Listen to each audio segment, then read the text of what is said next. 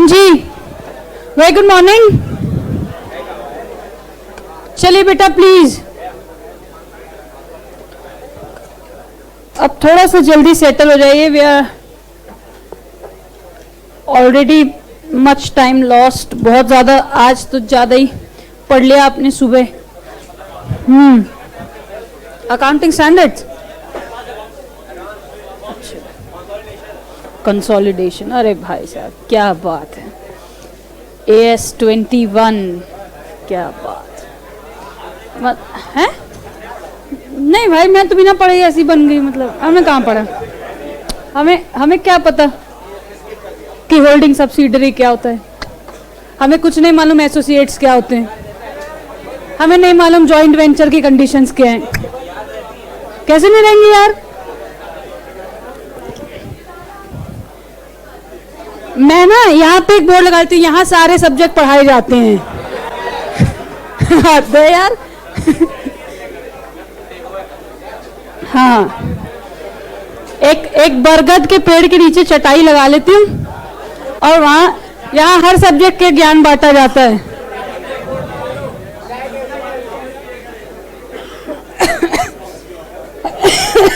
चलिए बेटा, बस इस वीक में, आज डे क्या है, ट्यूसडे। अरे यार कुछ पता ही नहीं है, कोई बात नहीं। इस वीक में, that is Tuesday, Wednesday, Thursday, Friday, will try, इन 4 दिनों में कोशिश करेंगे CBS खत्म करके जो चैप्टर नंबर 2 का पोर्शन इसके साथ देखना था उसको देखेंगे। उसके बाद आपका 80% of the syllabus of EIS will be done. 5 chapter हैं। वेटेज वाइज आपको मैंने दिखाया था कि हर चैप्टर में से अंदाजन 2-2 सवाल पूछे जाने हैं और 80% ऑफ द वेटेज आपका हो जाता है। और अगर आप ऑप्शन लेके चलें तो 100%।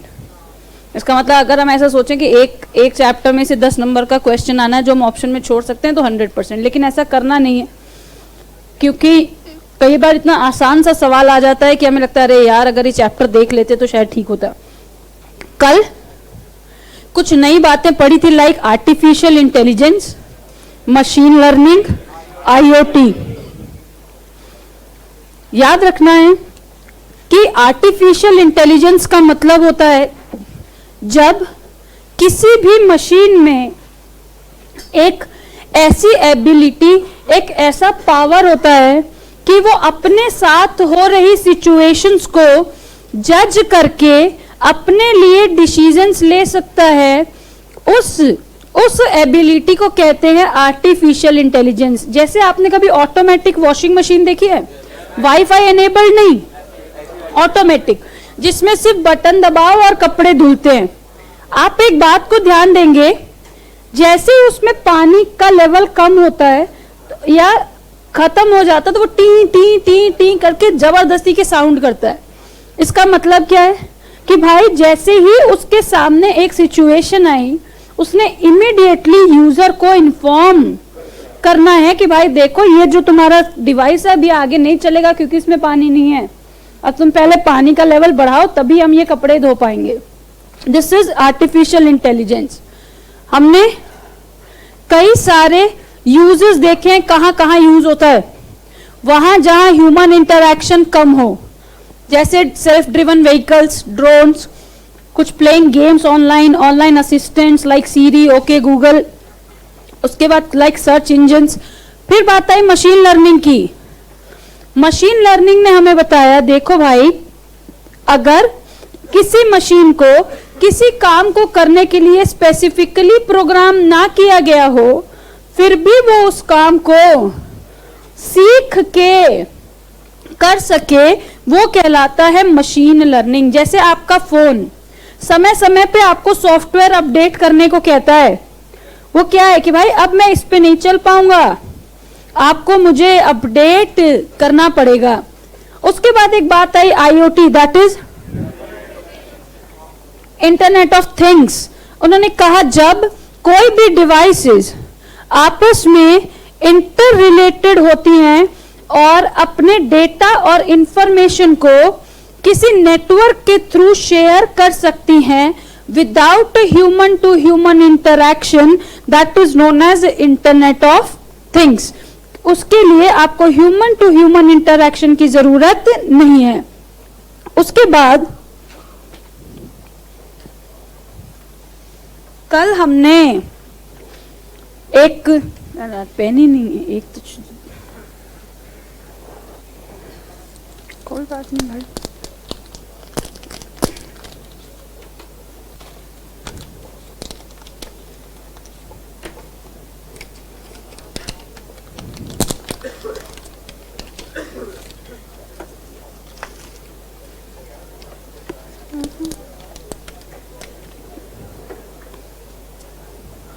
चलिए यहां देखेंगे बेटा, कल हमने शुरू किया था सीबीएस, याद आ रहा है क्या?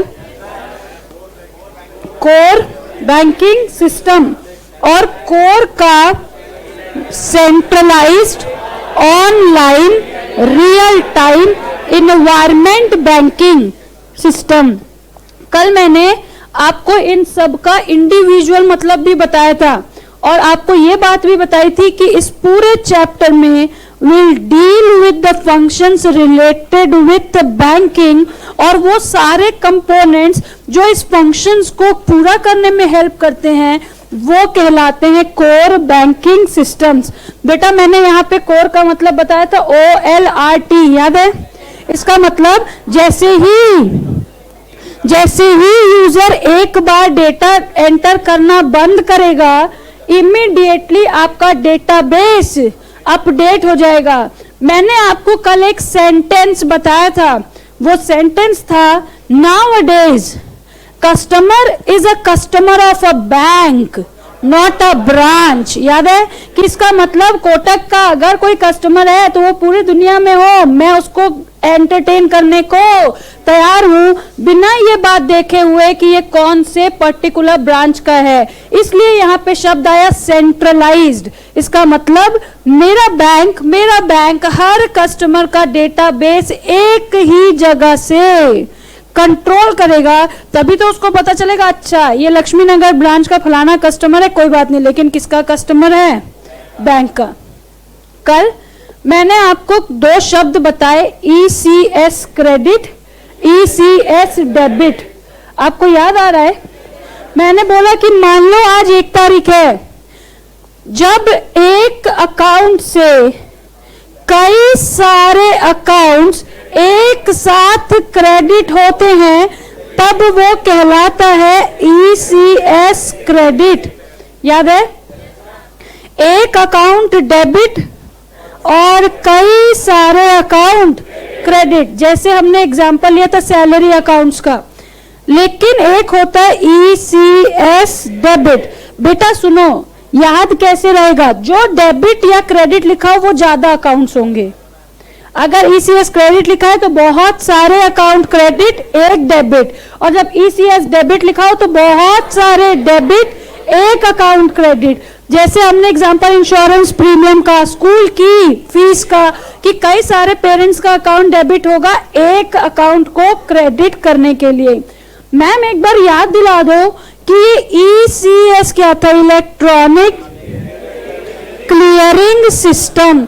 इसका मतलब कि when we transfer the funds from one account to another electronically without the need of the personal involvement of the account holder, that is known as electronic clearing system।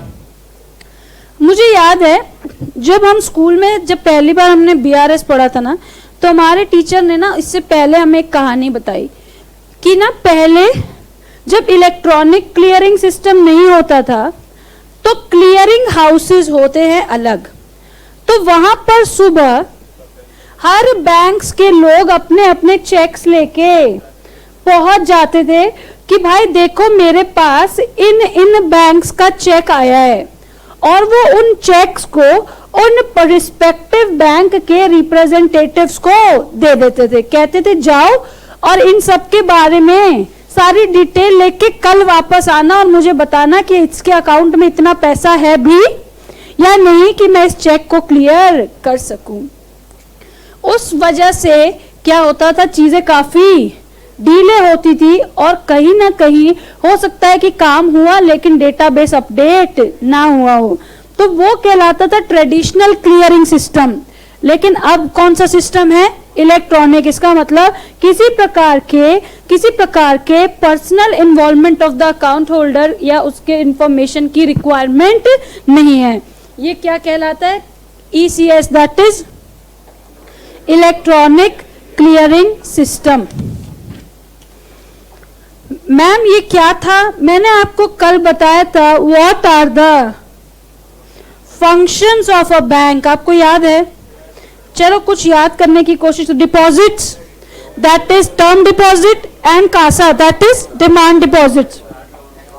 Loans, remittance, remittance का मतलब एक account से दूसरे account में पैसे भेजना। Collection, मैं customer के बिहाफ में पैसा लेके आऊंगा। ECS, that is clearing system, debit cards, credit cards and other services। एक और बात होती है बेटा, लेटर ऑफ क्रेडिट। क्या? Letter of credit. बेटा letter of credit bank issue करता है अपने कस्टमर के बिहाफ में। उस लेटर में लिखा होता है कि भाई सेलर, तुम मेरे कस्टमर को इतना उधार दे दो, अगर मान लो उसने नहीं चुकाया तो एक लिमिट के बाद का पैसा मैं चुका दूंगा। वो कहलाता है लेटर ऑफ क्रेडिट। हम कहीं ना कहीं अपने कस्टमर की क्रेडिट वर्दीनेस को बैक कर रहे हैं कि चिंता मत करो, ये तुम्हारे पैसे चुका देगा, और अगर नहीं चुकाएगा तो 5 लाख के बाद जितना भी होगा वो मैं चुका दूंगा। That is known as letter of credit. यहाँ हो क्या रहा है, हम अपने कस्टमर की क्रेडिट वर्दीनेस का मतलब बेटा लोन को रीपे करने की क्षमता का क्या कर रहे हैं, बैक कर रहे हैं कि भाई तू चिंता मत कर, तेरे पैसे डूबेंगे नहीं, ये नहीं देगा तो मैं दूंगा। ठीक है। एक शब्द होता है बेटा गारंटी। क्या? गारंटी दो तरफा होती है। एक, बैंक मांगता है किससे, कस्टमर से, कि जाओ और लेकर आओ उस व्यक्ति को जो तुम्हें पहचानता हो और तुम्हारे बदले सारा रिस्क उठाने को तैयार हो। और यही काम बैंक करता भी है, किसके लिए, कस्टमर के लिए, कि भाई मैं वो हूं जो तुम्हारे बदले सारा रिस्क उठाने को तैयार है। मैम फिर LOC और गारंटी में अंतर क्या हुआ? सुनने में तो एक जैसा सा ही लगता है। पहले वाला भी कहता था अगर ये नहीं देगा तो मैं दूंगा, अभी भी कहता है कि ये नहीं देगा तो मैं दूंगा। फर्क क्या है बेटा? लेटर ऑफ क्रेडिट में एक सबसे पहली बात है लिमिट, कि इतना पैसा मैं भर दूंगा। लेकिन गारंटी क्या कहती है कि जो भी तुम्हारा नुकसान होगा वो सारा मैं भर दूंगा। तो letter of credit has a specified limit whereas guarantee owns the entire risk. So there are 9 functions of banks: deposits, loans, remittance, clearing, collections, LOC and guarantee, credit cards, debit cards, other services. Other services में कल मैंने आपको कहा था कि बड़े लोगों को ब्रांच ऑफिस में बिठाते हैं, छोटे लोगों को सोफे पे भी नहीं बैठने देते, कहते हैं लाइन में खड़े हो जाओ। वहां पर एक शब्द मैंने आपको HNI बताया था, हाई नेट वर्थ इंडिविजुअल्स। याद है?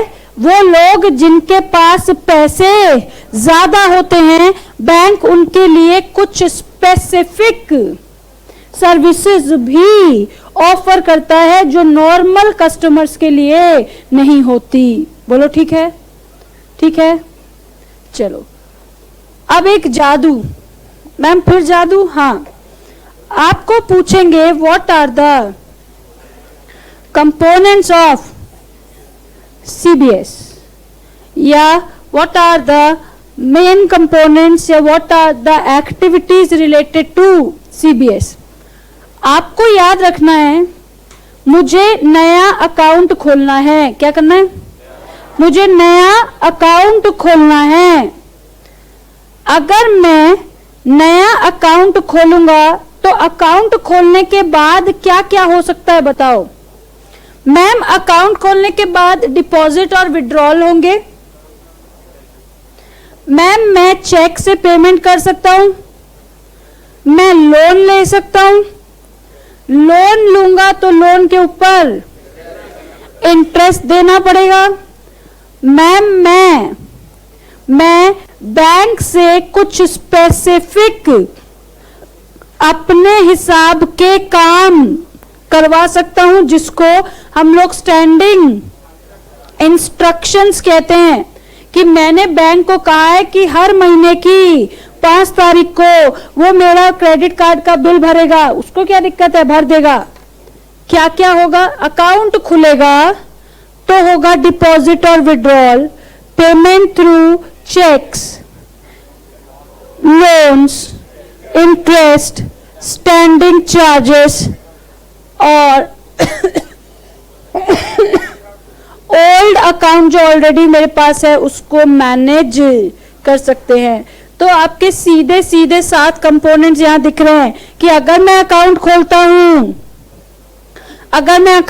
हूं तो डिपॉजिट और withdrawals, processing of payments through cheques, granting of loans, calculation of interest और implementation of the standing instructions by the customers, managing of old accounts। तो अगर हमसे पूछते हैं what are the activities performed in CBS, तो भाई मेरे पास 7-8 बातें हैं जो हम स्पेसिफिकली कर सकते हैं। कौन कौन सी?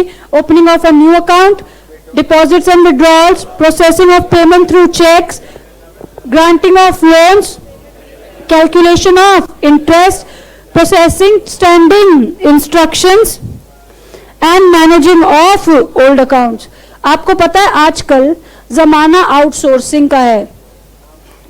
ये प्रैक्टिकल लाइफ में ऑडिट में बता रही हूं क्या होता है। बेटा आजकल हर ऑर्गेनाइजेशन हर बात को आउटसोर्स करती है। जैसे आपको और कुछ नहीं करना है, आपको याद दिलाने की भी आउटसोर्सिंग होती है आजकल, पता है। जैसे मान लो मैं एक सीए फर्म हूं, ठीक है, मैंने एक कंपनी की सारी कंप्लायंसेस की आउटसोर्सिंग ले ली है, तो बेटा मैं उसका काम नहीं करूंगी। मैं उसको, मान लो कि उसकी जीएसटी की पेमेंट की 5 तारीख की डेट है, तो मैं उसको 10 दिन पहले से उसके कंप्यूटर पे फ्लैश करना शुरू करा दूंगी, GST date coming, 9 days left, 8 days left, 7 days left. तो मजबूरन उसको ये बात डेली दिखेगी कि मुझे 8 दिन के अंदर जीएसटी का पेमेंट करना है। भाई जीएसटी की मंथली रिटर्न भेजो, 4 दिन बचे हैं, 3 दिन बचे हैं, 2 दिन बचे हैं, तो वो जितनी बार कंप्यूटर खोलेगा उतनी बार उसको ये बात याद आएगी कि अरे यार मैंने अभी जीएसटी की रिटर्न नहीं भरी। और सिर्फ इस बात के लोग पैसे लेते हैं।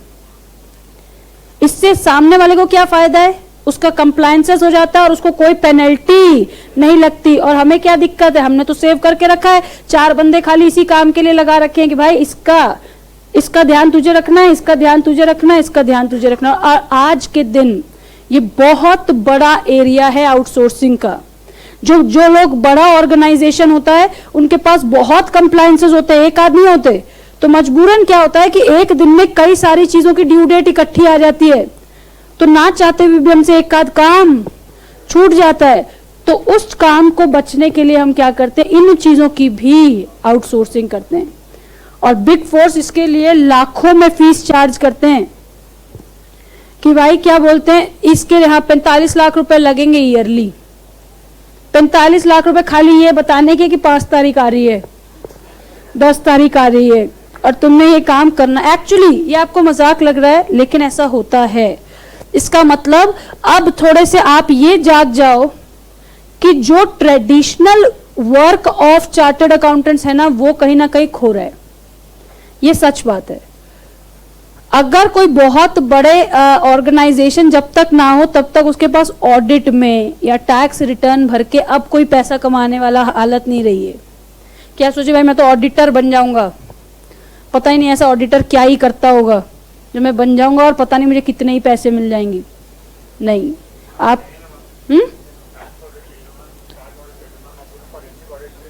तो मैंने क्या कहा, देखो फॉरेंसिक ऑडिट में जितना पैसा उतना टैक्स ऑडिट में है नहीं है, जबकि फॉरेंसिक ऑडिट एक नया एरिया है। हर कोई चार्टर्ड अकाउंट, मैंने क्या बोला, जो ट्रेडिशनल है, जो लोग, हाँ अरे बेटा मैं सिर्फ ऑडिट का मतलब यहाँ पे जनरली हम लोग क्या सिखाते हैं, इंटरनल ऑडिट, स्टैट्यूटरी ऑडिट, खत्म। लेकिन आजकल मैं, जैसा कि मैंने आपको पहले भी बताया था, साइबर रिस्क ऑडिट, जबरदस्त पैसा है उसमें, और अंत पैसा है उसमें। हाँ, आप इसीलिए ये पढ़ना जरूरी है, अंधा पैसा एकदम एक्चुअली। अच्छा एक मिनट, ये सब किसी किताब में नहीं लिखा मिलेगा, लेकिन मैं बता रही हूं, बड़ी फर्म्स कई बार जब चार्टर्ड अकाउंटेंट्स को हायर करती हैं, so they never fix the fees, they say find out the frauds, और जितने की फाइंडिंग निकालोगे उसका 20% तुम्हारा। अब वो अपने पैसे बनाने के लिए इतनी बारीकी से ढूंढेगा कि यहाँ पे 20 रुपए इसके भी बनते हैं। हाँ, उसको अब वो चीज एम्प्लॉयर के या क्लाइंट के दिमाग से हट जाती है कि अब ये नाटक कर सकता है, करेगा ही नहीं नाटक, क्योंकि परसेंटेज है, जितना फाइंडिंग निकालोगे उतना परसेंटेज। ये लेकिन हमारे काम का नहीं है, हमारे काम का है अकाउंट खोलना है, डिपॉजिट और विड्रॉल करने हैं, प्रोसेसिंग ऑफ चेक करना है, लोन देना है, लोन पे इंटरेस्ट कैलकुलेट करना है, ओल्ड अकाउंट्स को मैनेज करना है। अब फटाफट से लिखना है बहुत तेजी से। हाँ, पहले बादल बना लो। आपने वो तो कल ही बना लिया होगा मेरे साथ, मैंने। हाँ बिल्कुल है, बहुत ज्यादा एक्सट्रीम है। तो उसी का तो पैसा है भाई, बाकी चीजों का पैसा ही नहीं। तुम लोग उसके लिए तुमको पहले इंटर पास करनी पड़ेगी, उसके बाद अप्लाई कर सकते हैं। चलिए बेटा, इस सब के बारे में बात करेंगे डिटेल में, आप जैसा चाहोगे उसके बारे में, कहीं कोई दिक्कत नहीं, लेकिन ये लिखना पड़ेगा अभी आपको। Core banking stands for centralized online real-time environment banking, which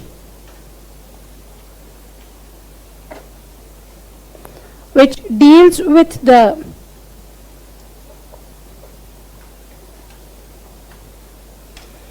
functions of the banks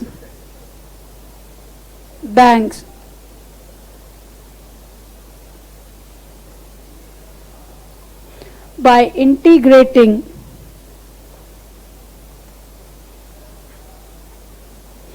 all the activities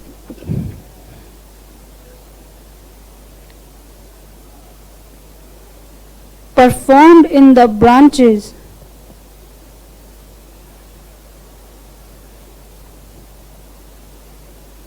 with a single control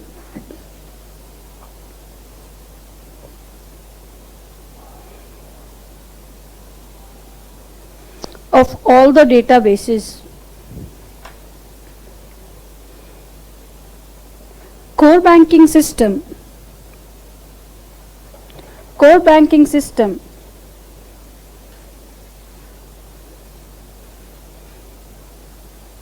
allows the processing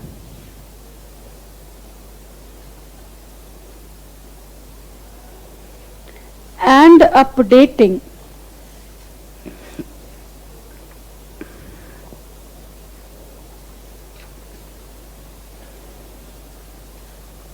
the transactions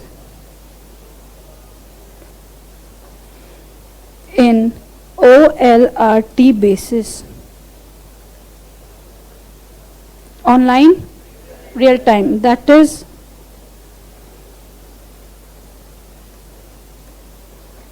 the database is updated immediately after the data is input.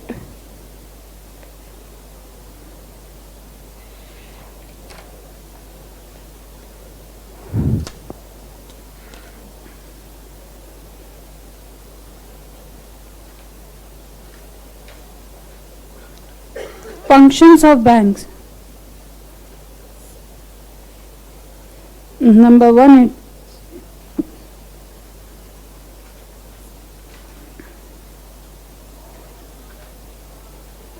bank allows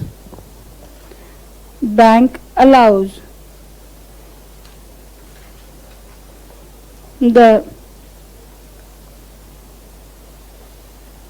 customers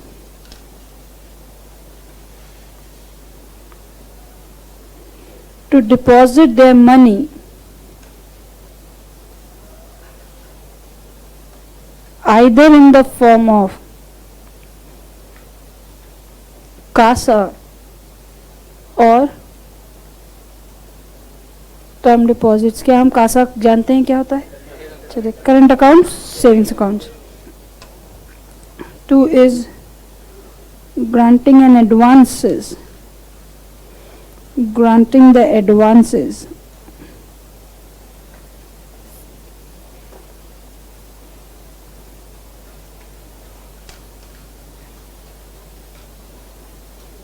Bank allows the customers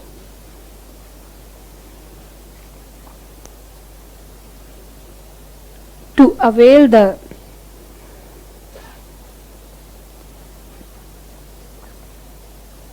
advance facilities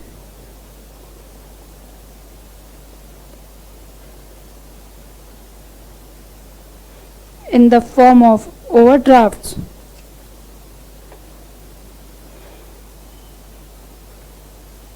cash credits,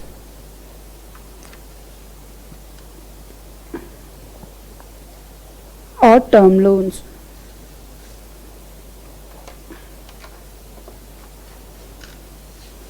Number 3 is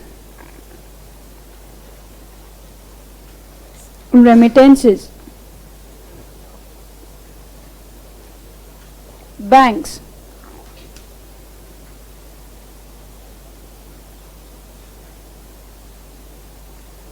performs the transfer of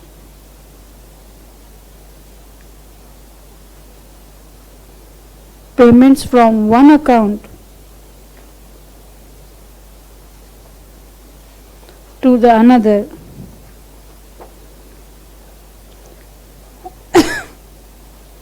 on the request of the account holders.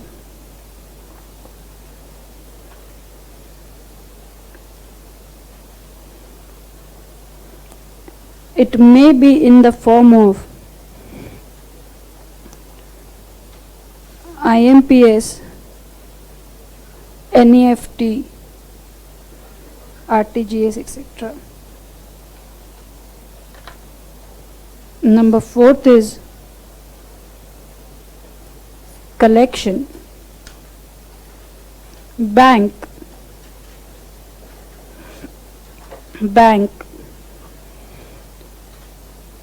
sometimes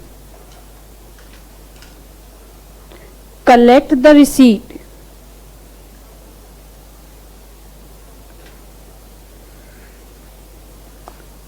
on the behalf of the customers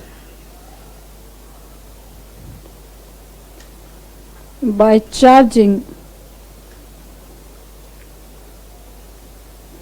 a nominal fee.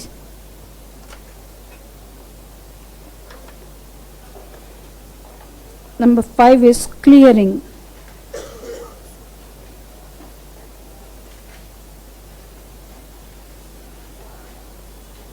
ऊपर वाली sheet बची किसी की? electronic clearing system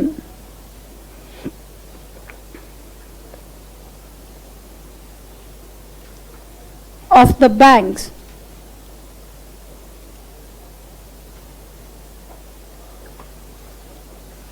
allows the clearing and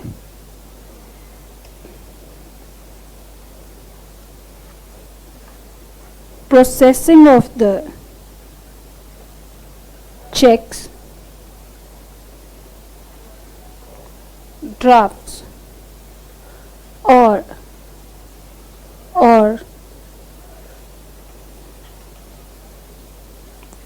the account transfers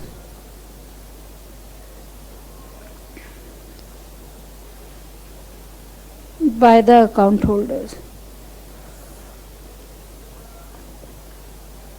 Two types: ECS credit, ECS debit.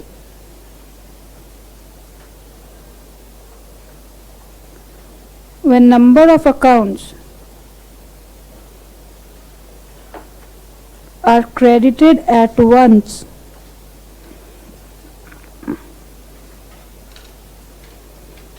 in against of one, नीचे करना है,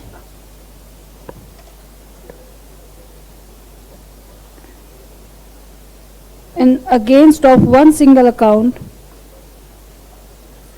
For example, salary credit by the company.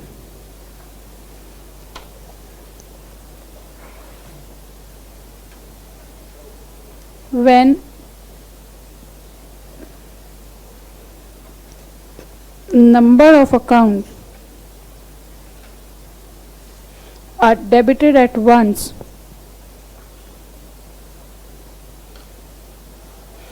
in against of one single account. For example,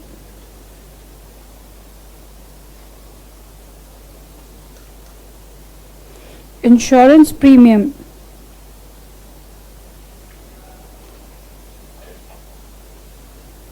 paid by numerous policy holders to the company.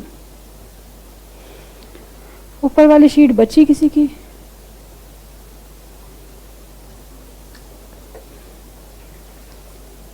ECS credit, ECS debit.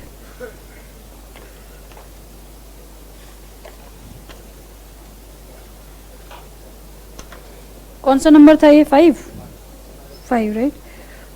6 is letter of credit and guarantees.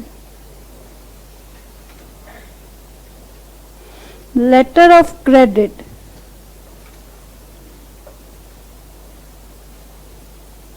is an undertaking by the bank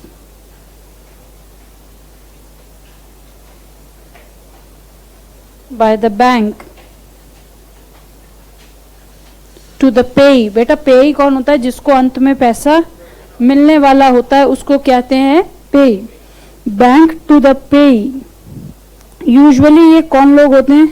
suppliers, जिनसे हमने पैसे लिए होते हैं. हमने मतलब customer ने. पे यूजुअली जो होते हैं supplier of the goods to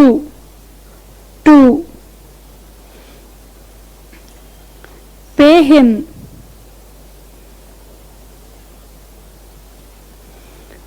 on the behalf of the account holder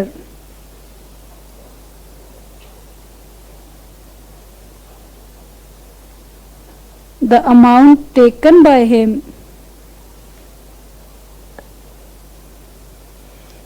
यहाँ पे एक बात याद रखना, up to a certain extent of या up to a certain extent, ये जिसको ब्रैकेट में हम कह सकते हैं लिमिट. ये बात को याद रखना है, ये बहुत इंपॉर्टेंट है. Up to a certain extent और limit. Guarantees, whereas is the mitigation of risk. अभी इसके बारे में बात करेंगे. मिटिगेशन ऑफ रिस्क का मतलब होता है कि ऐसा कुछ उसके ऊपर डाल देना. Mitigation of risk by the customer to the bank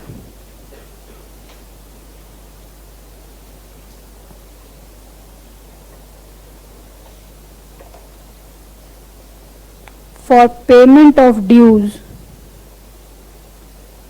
in the case of default.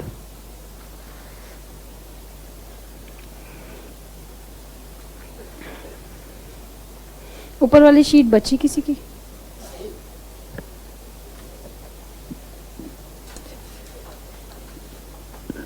Number 7 is credit cards. Cards that allows the account holders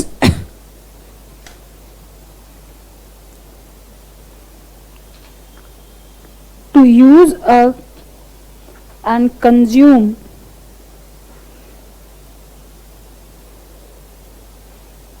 the money first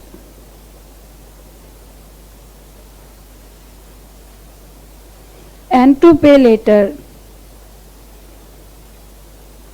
after certain period of time with or without the fixed interests. यहाँ पे with और without इसलिए लिखा है कि अगर time से payment कर दोगे तो इंटरेस्ट नहीं लगेगा, नहीं करोगे तो इंटरेस्ट लगेगा. There is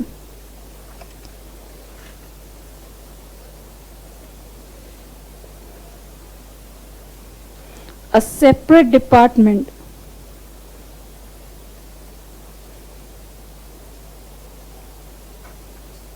to handle the operations of the credit cards in the bank. आप लोगों को भी फोन आते होंगे कि यू आर एलिजिबल फॉर. नहीं आते? सोचो, ईमेल आता है. अरे बाप रे, फॉर्मल एकदम, फोन भी नहीं.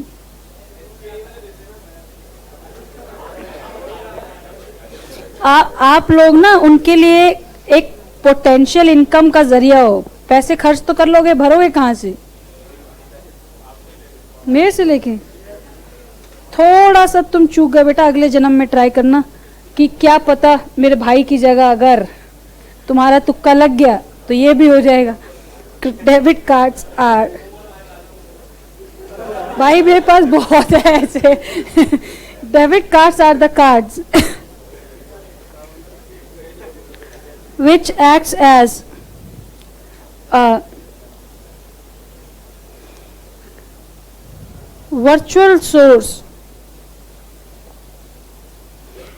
of the money stored that allows the account holder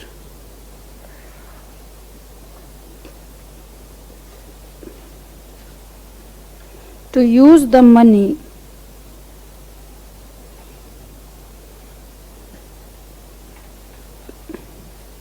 deposited in the account.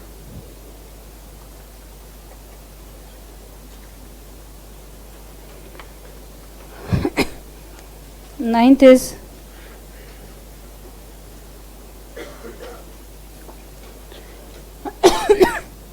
some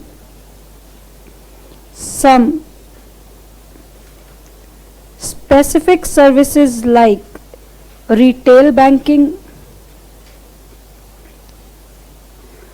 forex management. Forex का मतलब foreign exchange management, high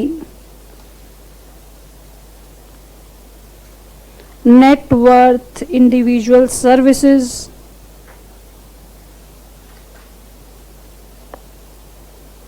customer services, etc.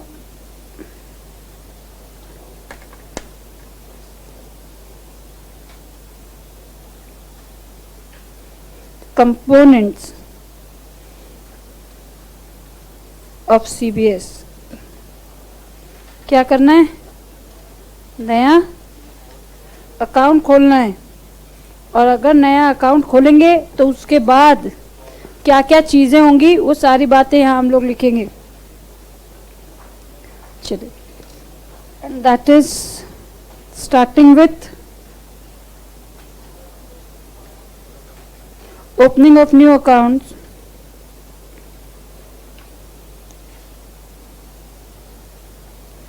processing of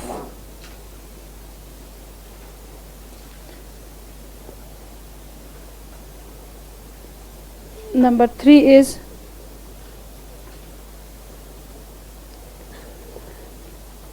processing of payments through checks,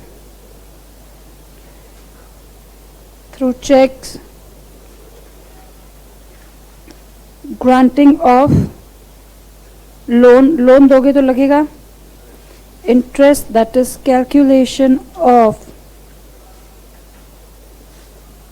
interest, processing of instructions by the account holder,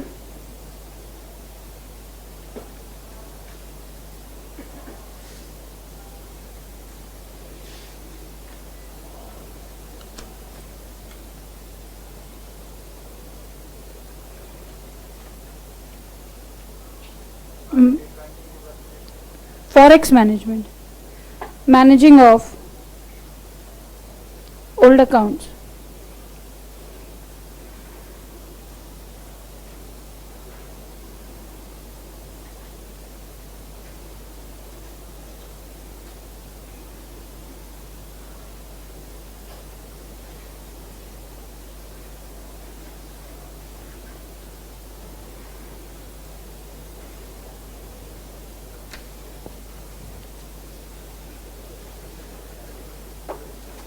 ये हो गया.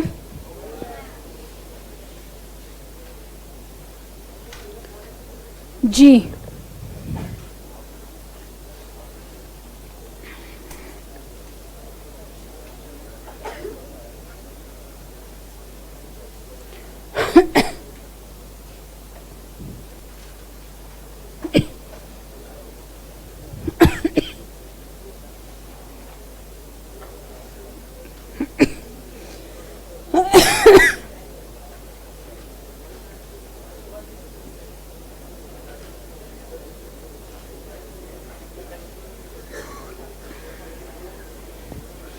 हाँ जी,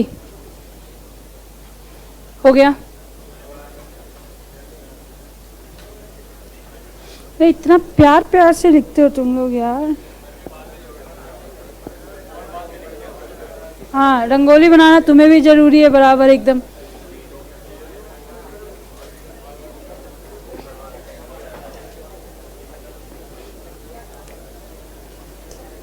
लेकिन चलो, इतना लिखने से कुछ तो 1-2% तो तुम्हारी स्पीड में फर्क पड़ा ही होगा. नहीं, लेकिन जो ऑलरेडी तेज लिखते हैं उनमें तो कोई दिक्कत नहीं, लेकिन जो नहीं लिखते हैं, मैं बहुत तेज लिखती हूँ और तेज लिखा करूँ. हाँ, तो फिर एक्चुअली 2014 की बात है. 1-2 ना कुछ हमेशा आड़े टेढ़े से बच्चे कभी कभी मिल जाते हैं. तो आई वॉज राइटिंग और एक बच्चा ना ऐसे बैठा एकदम. मुझे कई बार देर से गुस्सा आया. मैंने कहा जैसे कि मैं पॉइंट आउट नहीं करती, मैंने उस टाइम भी नहीं किया, लेकिन अति हो गई. वो ऐसे देखे जाओ, लिखे नहीं खाली.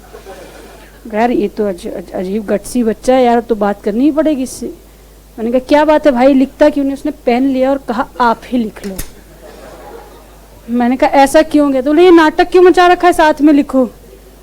जब आप ही ने लिखना है और हमें मौका ही नहीं देना है, तो फिर ये नाटक क्यों मचा रखा है कि साथ में लिखो. ये क्या था भाई. उसके बाद मैंने बहुत कोशिश की स्लो लिखने की, कि ऐसा दोबारा या इससे धीरे मैं नहीं लिख पाऊंगी भाई, कसम से. नहीं, मैं बताऊं, मैंने कभी भी अपने एग्जाम्स में I haven't heard that bell of 5 o'clock, कसम से, कि जब 5 बजे घंटी बजती है तो वो कैसी सुनाई देती है मुझे नहीं मालूम। हाँ, दोनों बात है, आता था इसलिए लिख दिया। मुझे कभी नहीं याद कि टीचर ने मुझे कहा हो कि भाई 5 बज गए अब पेपर दे दो।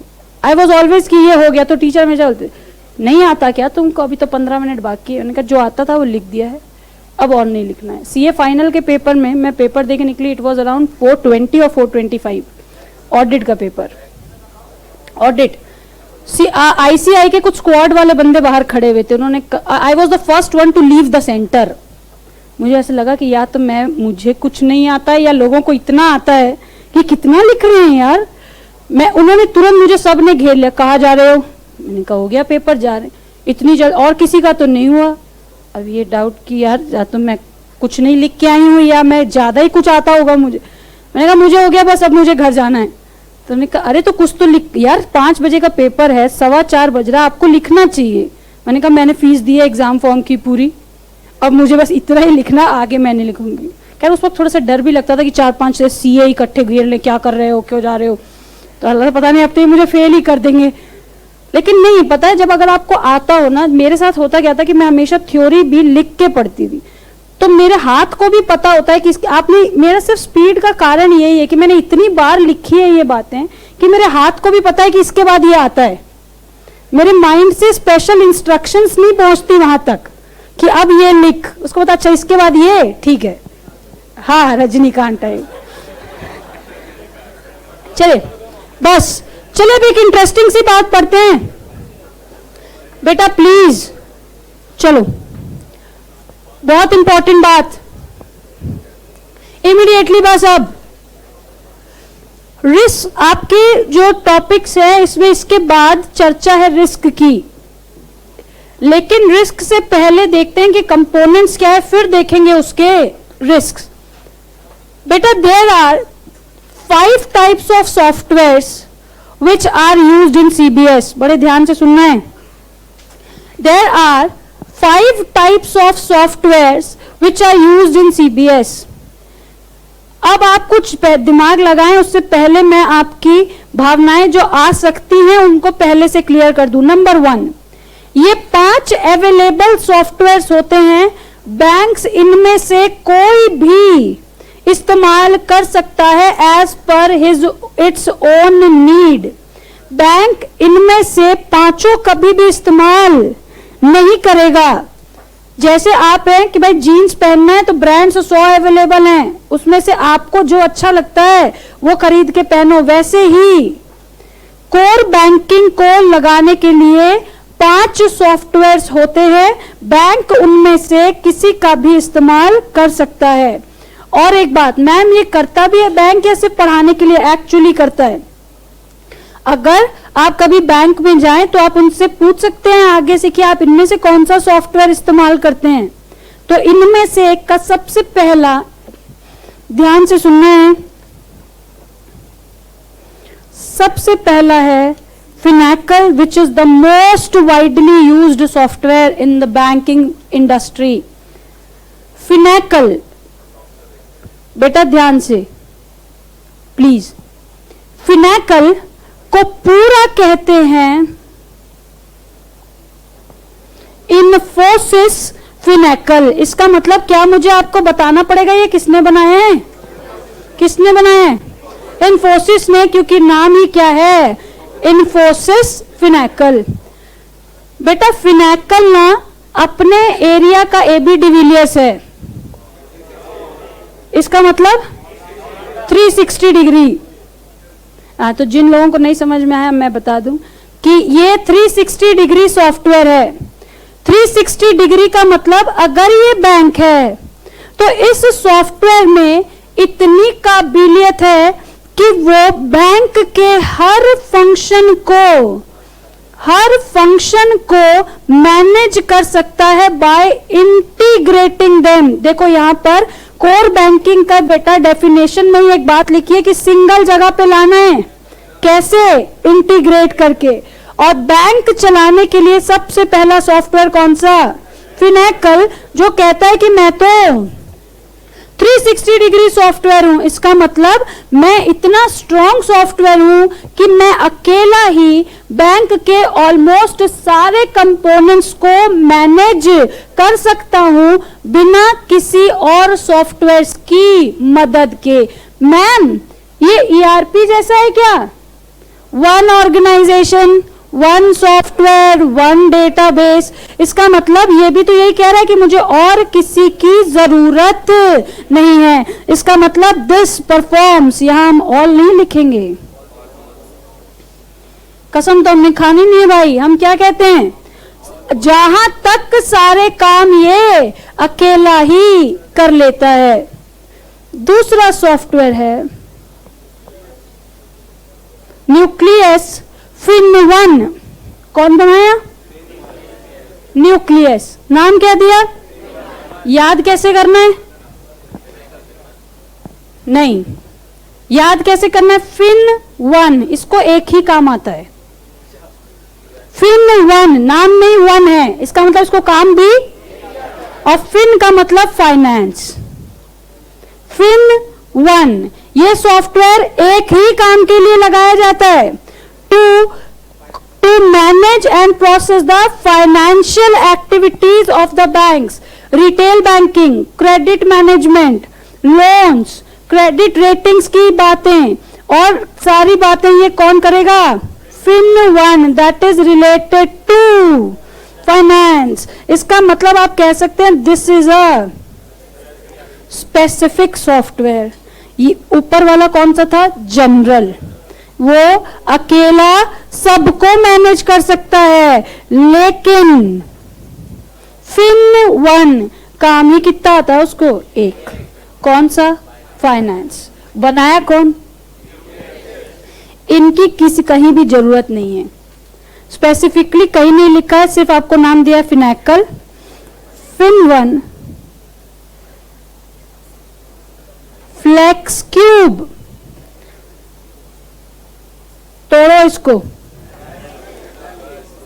फ्लेक्स, फ्लेक्स याद रखना है विथ फ्लेक्सिबिलिटी। बेटा फ्लेक्स क्यूब, जब भी हम क्यूब को देखते हैं, याद है आपको, जब भी हम क्यूब देखते हैं तो मुझे 3D डायमेंशन इकट्ठा दिखता है, ठीक बात है। तो फ्लेक्सिबल, फ्लेक्स क्यूब कहता है कि ये वाला सॉफ्टवेयर उसके लिए काम आएगा जो काम ऑलरेडी चल रहा है उसको और बेहतर ढंग से करने के लिए फ्लेक्स क्यूब का इस्तेमाल होता है। जैसे मान लो आपने ऑलरेडी एक नेटवर्क बैंक में सेटअप किया हुआ है, लेकिन अब इस नेटवर्क की सिक्योरिटी को और बढ़ाना है, that will be the work of Flexcube. आपने कोई सर्वर बढ़ा रखा है, उस सर्वर की कैपेबिलिटी को और बढ़ाना है, वो कहलाता है Flexcube. That is the things which are already in function, उसको इंक्रीज, डिक्रीज या फिर मैनेज करने का काम है किसका? Flex cube. 3 काम।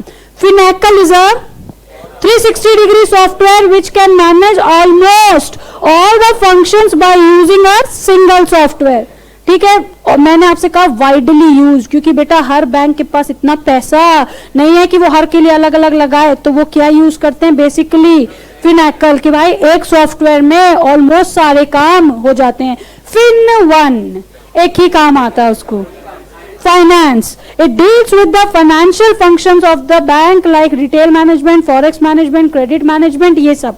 फ्लेक्स क्यूब जो चल रहा है उसको और बेहतर ढंग से चलाने को कहते हैं, उसको कहते नहीं है, वो सॉफ्टवेयर है क्या? Flexcube. अब ध्यान से सुनना, बैन CS। अगर मैं इसको तोड़ूं तो मुझे मिलता है bank plus CS, that is customer service. हाँ, CS का मतलब कंपनी सेक्रेटरी नहीं, कस्टमर सर्विस। द सॉफ्टवेयर, अब यहां पे नाम में ही कस्टमर सर्विस है, तो किसके ऊपर फोकस होगा? customer services, that is to maintain CRM, customer relationship management और specific functions by customers. देखो इन्होंने नाम वैसे ही दिए हैं जैसे उसके functions हैं.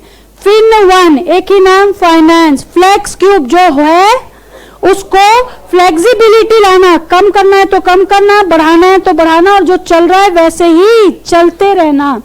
Ban CS customer service. Customer service क्या कहता है?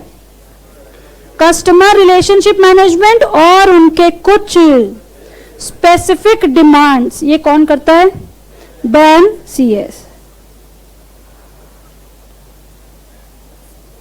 बैंक मेट, बेटा मेट का मतलब होता है friend.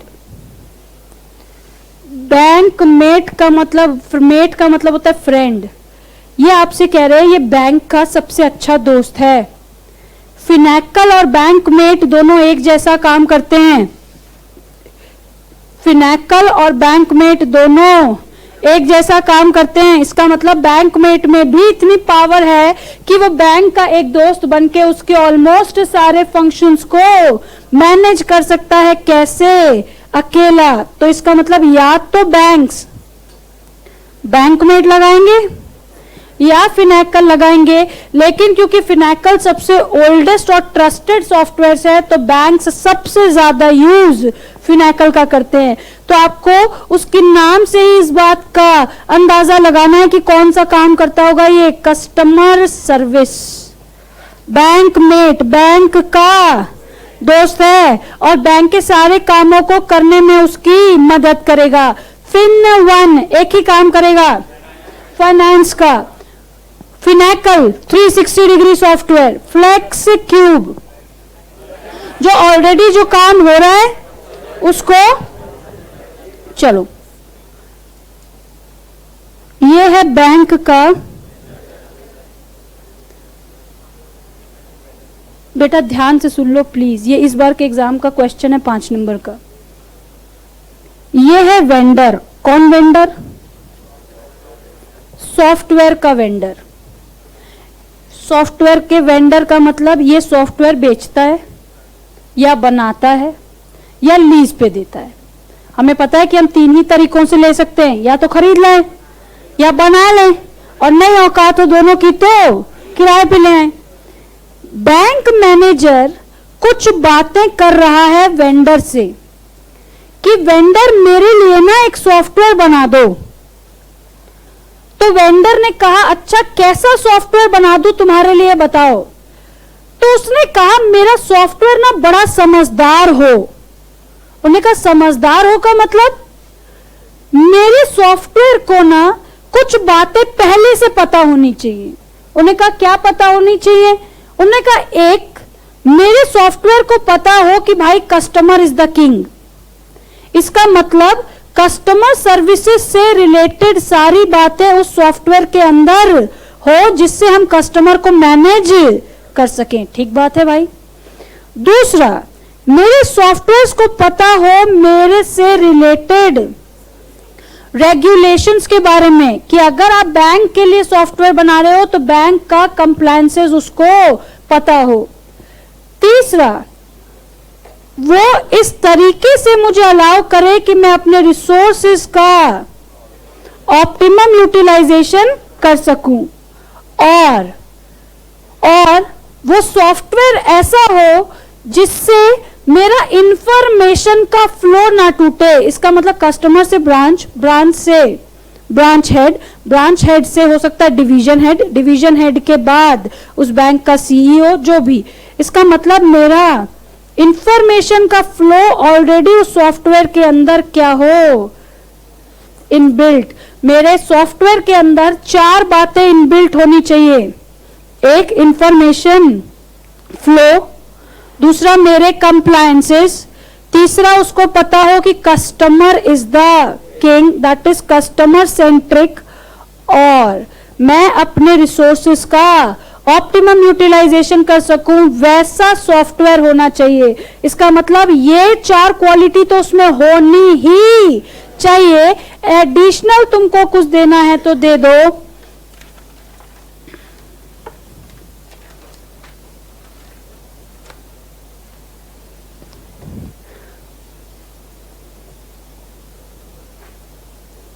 explain various key aspects inbuilt into the architecture of CBS. वो कौन कौन सी बातें हैं जो हम चाहते हैं कि कोर बैंकिंग का सॉफ्टवेयर डिजाइन होते वक्त 4 बातें ऑलरेडी उसके अंदर हो. कौन कौन सी? Information flow, customer centric, compliances requirement और रिसोर्स ऑप्टिमाइजेशन. कि ऐसा सॉफ्टवेयर हो कि ये चारों बातें मुझे उसको बतानी नहीं पड़े, पहले से ही उस सॉफ्टवेयर के अंदर वो सारी बातें इनबिल्ट हो. ये 5 नंबर का सवाल आया अब की बार. सिंपल 4 बातें: information flow, customer centric, compliances and resource optimization. 5 types of software बताओ. Finacle, FinOne, FlexCube, BankCS, BankMate. BankCS is typically for customer service. BankMate वो एक दोस्त है किसका? बैंक का, और कोशिश करता है कि ऑलमोस्ट सारे फंक्शंस को एक दोस्त की तरह उसकी मदद करे. लेकिन या तो फिनेकल या बैंकमेट, दोनों में मैंने आपको भी कहा बेटा डिफरेंस है केवल मैन्युफैक्चरर का. आपको ये ध्यान देना है कि यहाँ पर कई सारे ब्रांड्स के सॉफ्टवेयर अवेलेबल हैं. बैंक को जो सही लगेगा वो अपनाएगा. अगर उसको बैंक में आपने देखा होगा पहले टैली से पहले लोग बिजी नाम का अकाउंटिंग सॉफ्टवेयर यूज करते थे. अब भी करते हैं लेकिन अब मैक्सिमम लोग टैली यूज करते हैं. सैप. तो अगर मान लो ये चीजें क्या है भाई, काम सारा वही करता है लेकिन तुमको जो पसंद हो वो लगा लो अपने अकॉर्डिंग, अपने बिजनेस के अकॉर्डिंग. ठीक है. तो 5 softwares: Finacle, FlexCube, FinOne, BankCS and Bankmate. 4 inbuilt characteristics of CBS: information flow, customer centric, compliance requirement and resource optimisation. ये बातें लिखो.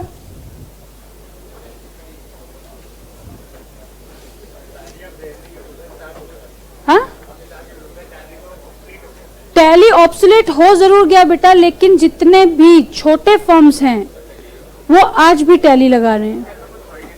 तो उनका कुछ नहीं हो सकता, लेकिन टैली वाले खा तो नहीं से रहे हैं ना.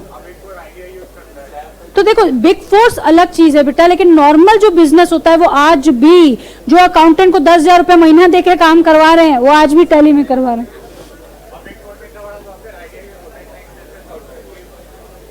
अफोर्ड भी तो नहीं कर सकते बेटा वो लोग. फिर चलिए लिखेंगे.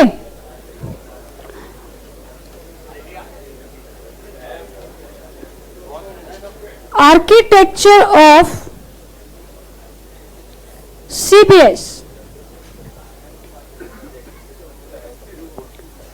Architecture of CBS. Architecture defines the structure of the common IT resources which needs to be used and managed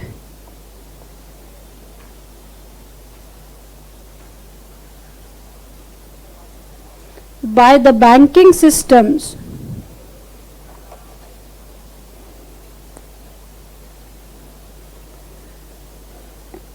in a centralized manner.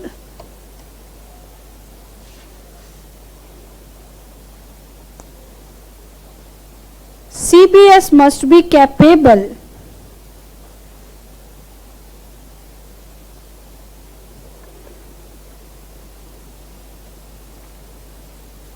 to provide the significant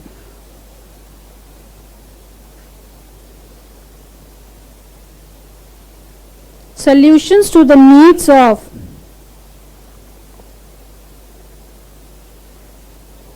the banking functions.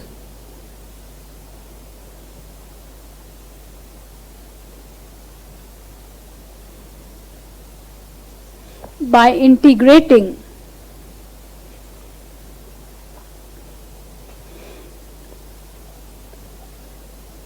the efforts of banks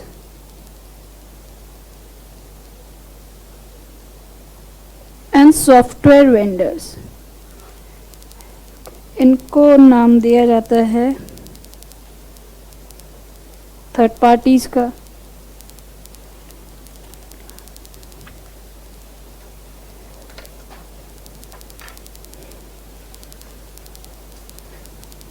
Some of the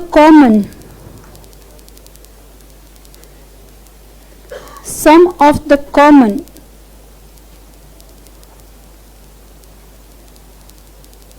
softwares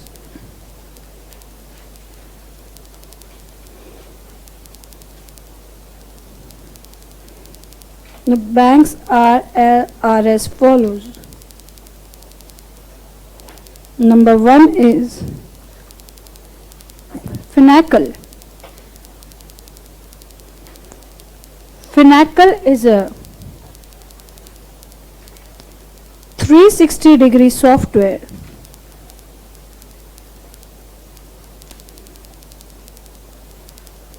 which is capable to integrate and manage the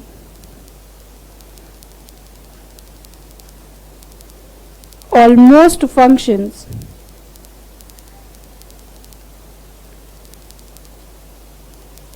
performed by the banks by itself.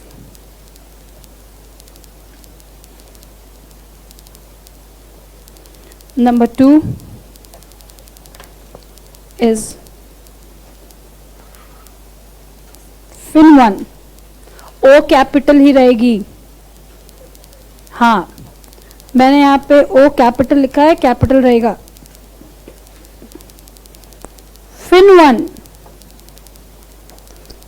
FinOne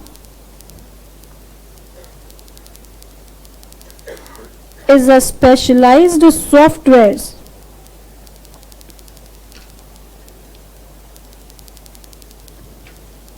used to deal in the financial and accounting functions.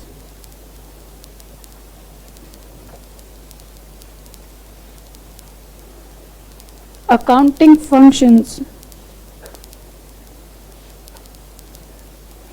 of the banks like cash management, credit management,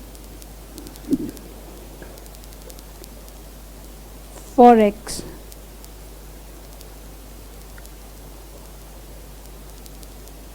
retail banking. Third is FlexCube.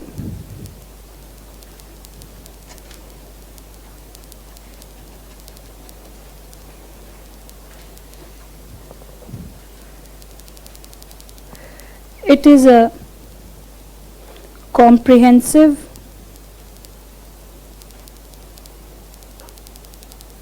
integrated software which is used to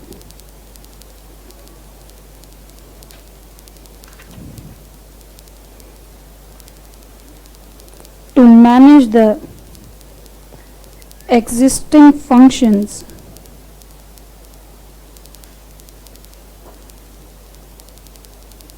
and expectations.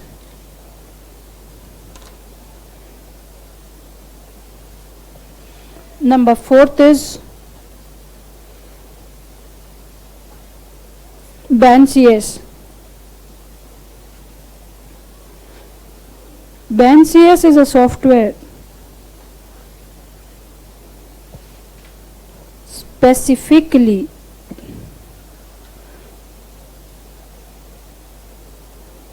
designed to process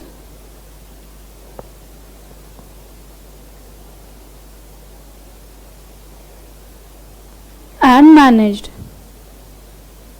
the customer related services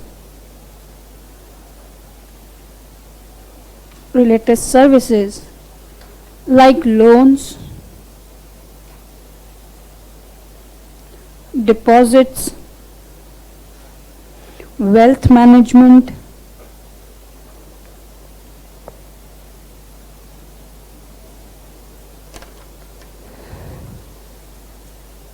number 5th is बैंकमेट। आपका फिनैकल और बैंकमेट एक type का software है, आपको depend करता है कि आप कौन सा यूज करते हैं, लेकिन प्रैक्टिकल लाइफ में आप जब बैंक ऑडिट्स पे आगे चल के जाएंगे तो you will see Finacle is the most use software.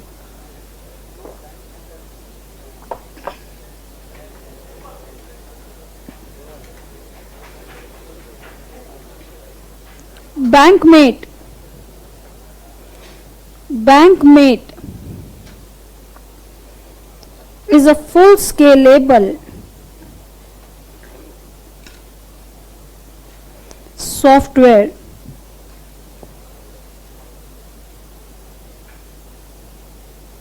that can provide the solution to the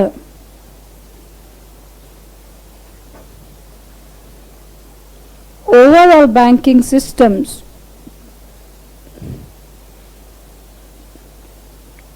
especially in the form of e-banking services, कि भाई तुमको आने की भी जरूरत नहीं पड़ेगी। कस्टमर बचा है क्या ऊपर? e-banking services by integrating the modules of the banking functions.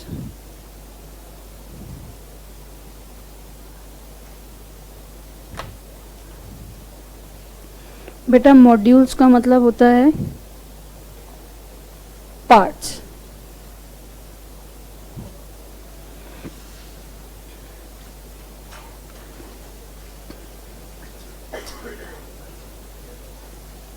For inbuilt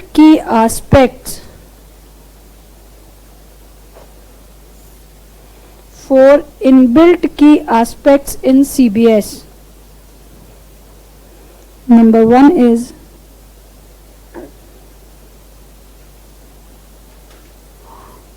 information flow.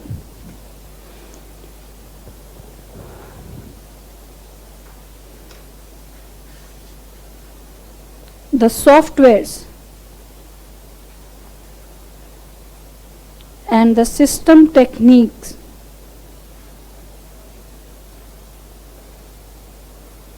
facilitates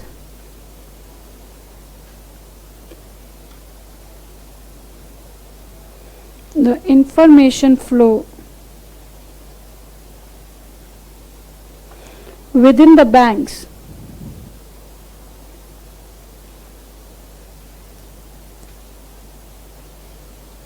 that improves the speed and accuracy of the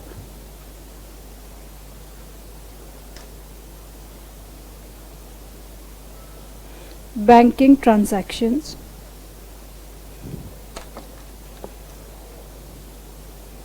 Number 2 is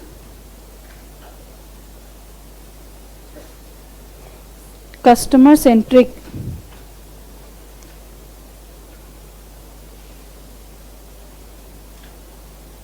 It is the core aspect which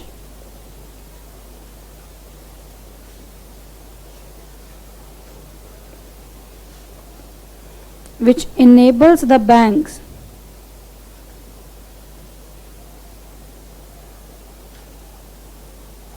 to offer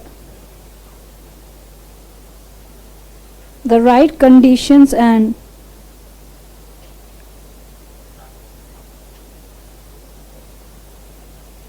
situation to the customers. Number 3 is regulatory compliances.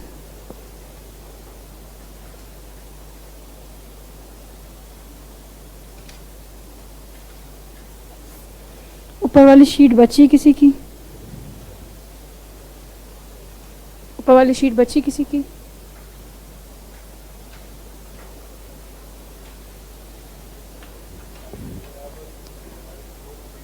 implementation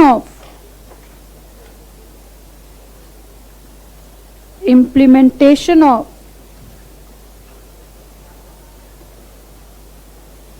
regulation and laws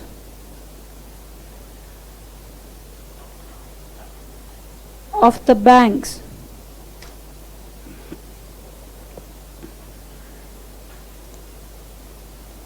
is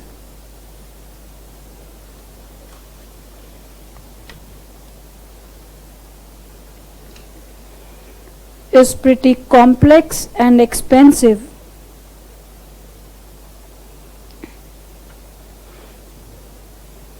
CBS must be capable to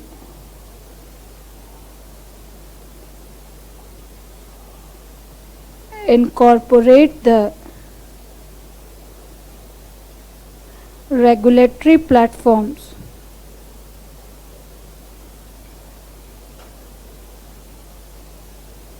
for the banks.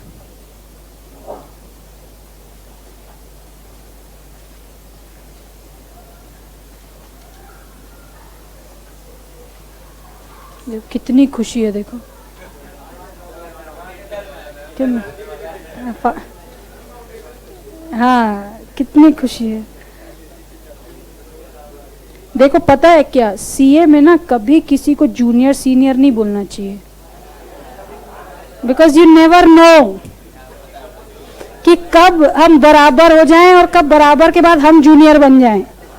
तो इसलिए यहाँ पे थोड़ा सा बोलने से पहले ध्यान, भेदभाव नहीं। Resource optimisation,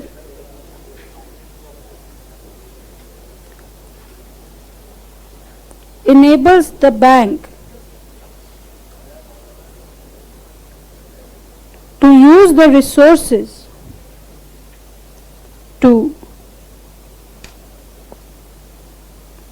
manages the costs of the banking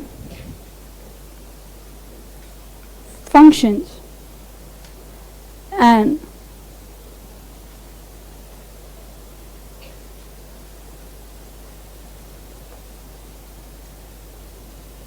to gain the maximum efficiency and accuracy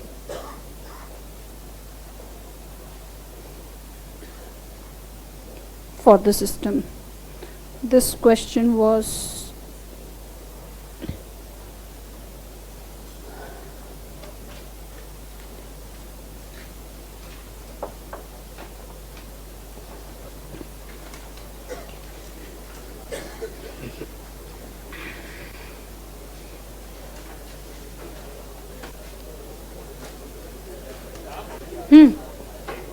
हाँ,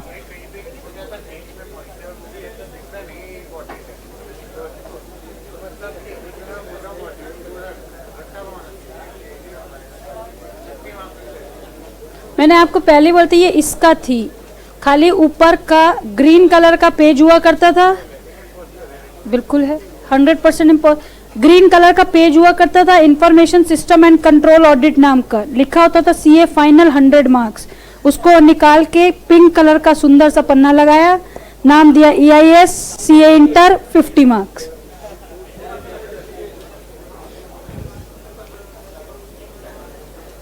हाँ जी, क्या आपको ECS क्रेडिट ECS डेबिट ठीक है?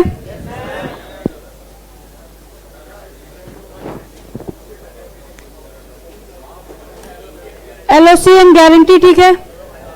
वहां पे बेसिकली सप्लायर्स हैं और लिमिट फिक्स्ड है, और गारंटी के लिए कोई लिमिट नहीं है। उसके बाद 5 सॉफ्टवेयर्स कौन कौन से? Finacle, FinOne, FlexCube, BaNCS and Bankmate. ये 4 इनबिल्ट पॉइंट्स हैं, कौन कौन से? इंफॉर्मेशन फ्लो, उसके बाद कस्टमर सेंट्रिक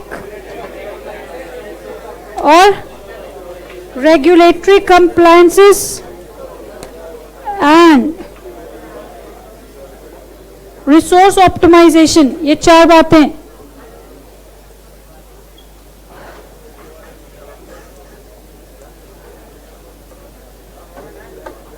यार एक और बात, तुम क्या करोगे? चलो जाओ अभी तो। नहीं, ऐसा है कि आज एक टॉपिक और का टारगेट था, लेकिन आज हमारी क्लास शुरू हुई 10:40 के बाद। सब गड़बड़ हो जाता है यार।